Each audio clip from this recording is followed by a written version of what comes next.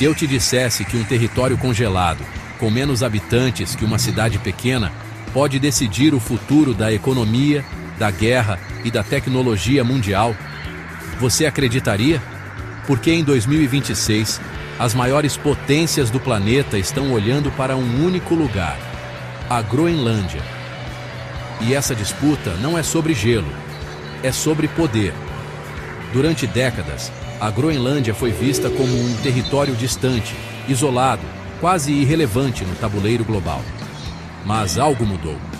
O aquecimento global, a crise energética, a guerra tecnológica e a corrida por minérios estratégicos transformaram a Groenlândia em uma das regiões mais disputadas do planeta.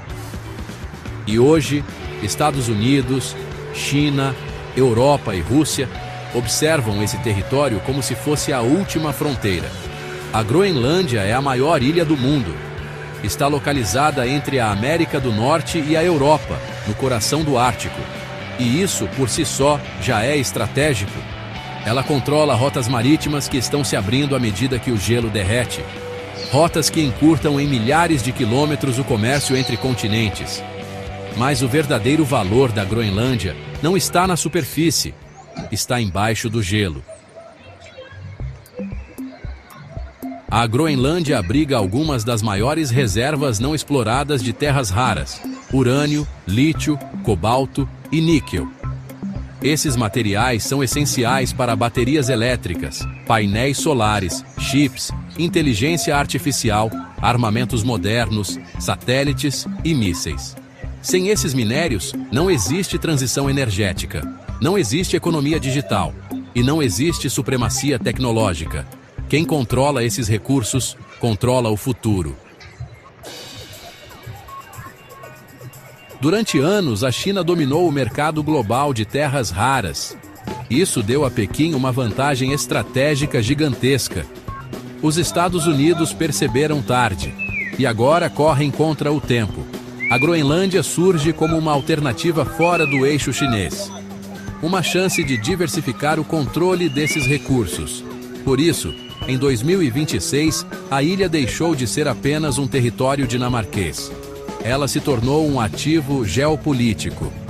Existe um fator desconfortável nessa história. Nada disso seria possível sem o derretimento acelerado do gelo.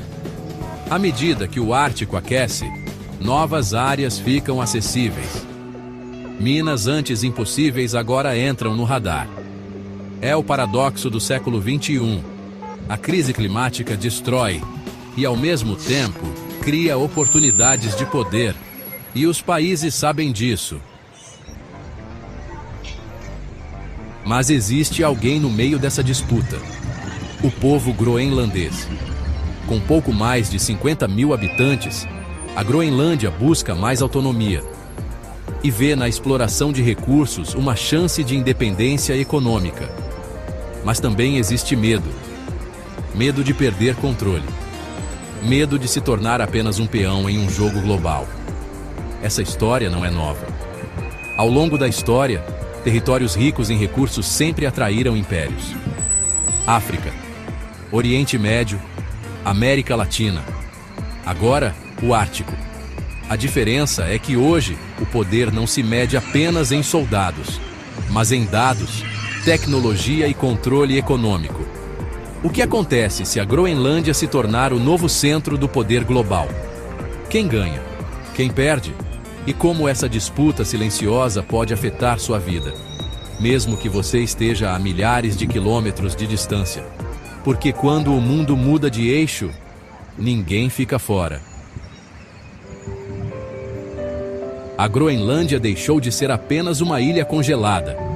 Agora a pergunta é mais perigosa: quem está tentando controlar a Groenlândia? E até onde estão dispostos a ir? Para os Estados Unidos, a Groenlândia não é novidade. Desde a Guerra Fria, os Estados Unidos mantêm presença militar na ilha. Ela é vital para a defesa aérea, monitoramento de mísseis e controle do Ártico. Mas em 2026, o foco mudou. Não é só defesa. É economia, tecnologia e sobrevivência estratégica. Sem acesso seguro a minérios críticos, os Estados Unidos ficam vulneráveis. E Donald Trump sabe disso. A China não precisa de bases militares para avançar. Ela usa investimentos, empresas e acordos.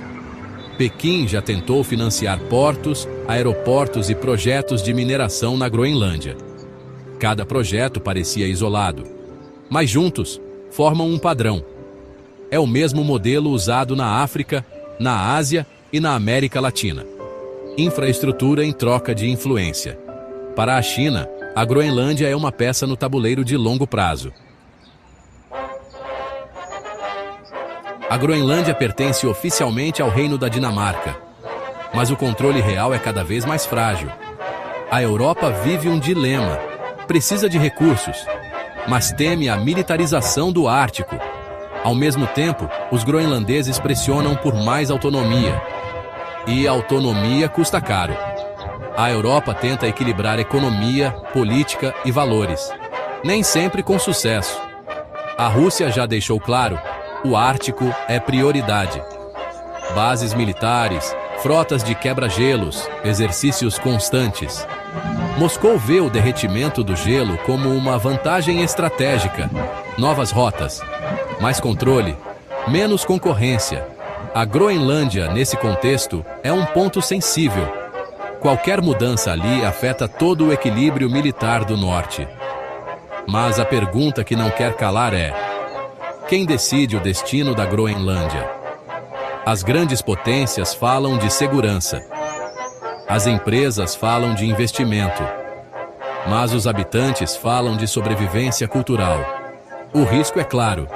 Quando interesses globais chegam, a identidade local costuma ser a primeira a pagar o preço. A Groenlândia pode se tornar um polo de cooperação internacional ou um novo palco de conflito indireto. O mundo já vive uma disputa por energia, dados e recursos. O Ártico é apenas o próximo capítulo. E como toda corrida por poder, ela não termina sem consequências. A Groenlândia nos ensina algo importante. O futuro não nasce em capitais famosas. Ele nasce em territórios esquecidos, até o momento em que se tornam indispensáveis. A pergunta final não é quem vai ganhar. É quanto o mundo está disposto a perder nessa disputa. Porque quando o gelo começou a derreter, o jogo de poder apareceu. E alguém pretende chegar primeiro e pagar o preço.